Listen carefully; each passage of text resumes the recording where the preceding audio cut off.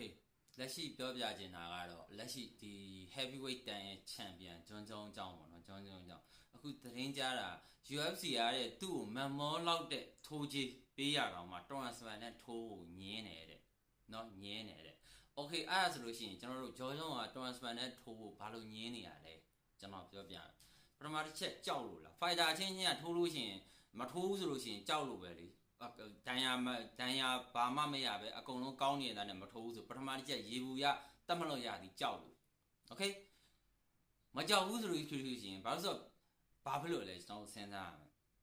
Okay ဂျော်ဂျုံကတွန်စပန်တွေကိုကြောက်ထိုးဖို့ကြောက်တာမဟုတ်ဘူးချီကျော်လက်ချော်ဖြစ်လို့ရှုံးမှာကိုကြောက်တာ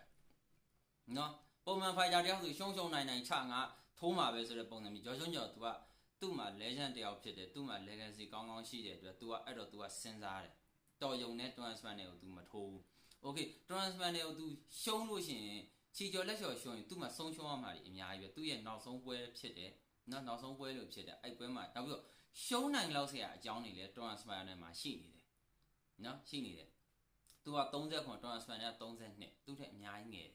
ပြီးတော့ heavyweight မှာ transfer နဲ့ပြီးလက်အများဆုံးကစားသမား UFC မှာတပွဲပဲရှုံးမှုရဲ့အဲ့တပွဲတော့မှသူ့ရဲ့ဒီ leg injury ရလို့ तू ရှုံးသွားတာမဟုတ်ရင်မရှုံးအဲ့လိုလဲ तू ပြန်နိုင်တယ် Catic Place ကိုနော်ဆိုတော့အဲ့ဒါကြောင့် transfer တွေကိုဂျော်ဂျုံကရှောင်နေတာနောက်ပြီးတော့ UFC မှာထိုးတဲ့ပွဲတွေအကုန်လုံးကို transfer တွေက3ကြီးမပြည့်ခင်အဆုံးသတ်ထားတာ finishing rate အရမ်းမြင့်နော်နောက်တစ်ခုကျွန်တော်စဉ်းစားမိတာဂျော်ဂျုံက transfer နဲ့ထိုးမယ်ဆိုလို့ရှိရင် तू ရှင်မဲထိုးရမှာ striking ပဲကစားရမှာပေါ့နော်သူ့အနေနဲ့ transfer နဲ့ကြောက်စရာမလိုမှန်တယ်ကြောက်စရာမလို transfer နဲ့လည်းသူ့ကိုရှင်နိုင်တယ်အခွင့်အရေးရရင်သူ့ကိုကြောက်အောင်ထိုးနိုင်တယ်။ဒါဘာလို့သွားလုံးလို့ရှိရင် तू အသက်အရွယ်နဲ့ तू transfer နဲ့ကို ground မှာတခါတည်းအဆုံးသတ်နိုင်ရင်ပြဿနာမရှိဘူး။တကယ်လို့အဆုံးမသတ်နိုင်ဘူးဆိုလို့ရှိရင်သူ့အတွက်အန္တရာယ်ရှိတယ်။ပြောချင်တာကွာ risk အရမ်းများတယ်။အဲ့ဒါကြောင့်ဂျော်ဂျုံက transfer နဲ့ကိုထိုးဖို့ရှောင်နေတာလို့ကျွန်တော်မြင်တယ်။ဒါအမှန်တိုင်းပြောတာ။ဘာလို့ဆိုတော့တကယ်လို့ဒါထိုးရင်သူ့မှာအဲ့ဒီ risk တွေအများကြီးရှိတယ် transfer ဘက်ကကြည့်ရင်လည်းပွဲမထိုးရတဲ့နှစ်ပြည့်တော့မယ်တော်တော်ကြာနေပြီ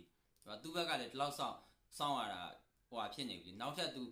entrance ခပတ်ထိုးအောင်လဲ champion ကာကွယ်ပဲထိုးအောင်လဲသူ့ရဲ့ ranking 1 to 5ကသူနိုင်ပြီးသားလူတွေပဲပြင်သစ်သားတယောက်ပဲရှိတော့တယ်အဲ့ပြင်သစ်သားကိုလည်းတကယ်လို့ထိုးလိုက်လို့ရှိရင်တော်စမန်အသာလေးကောက်စားပါလို့ရတယ်เนาะအဲ့တော့ဂျော်ဂျုံဘာလို့ပြေးနေလဲဆိုလို့ရှိရင်ကျွန်တော်ကတော့အဲ့ဒီအချက်တွေကြောင့်transfer တွေကိုပြေးနေတယ်လို့ကျွန်တော်မြင်တယ်တကယ်လို့ထိုးပြစ်တယ်ဆိုလို့ရှိရင်နောက်ထပ်6လလောက်ကဂျော်ဂျုံအသာလေးစောင့်အောင်